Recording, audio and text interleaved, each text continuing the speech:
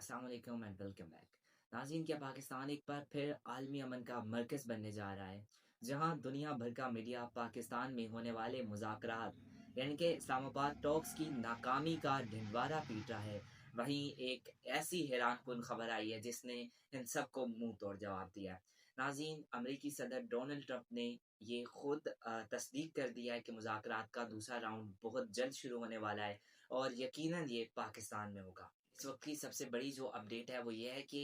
پاکستان کے army chief Syed Asim Munir جو ہیں وہ اس وقت تہران میں پہنچ چکے ہیں، اور یہ کسی بھی علاقائی ملک کے سربراہ کا پہلا دورہ ہے جب ملک میں جنگ چل رہی ہو اور ایک ملک کے سربراہ جو ہے وہ ملک کا دورہ کریں۔ امریکی ترجمان کیرولائن لیوٹ نے یہ واضح کیا ہے کہ پاکستان ایک بہترین ثالث رہے ہیں، اور صدر ٹرمپ یہ چاہتے ہیں کہ یہ تمام جو مذاکرات ہوں یہ پاکستان کے ذریعے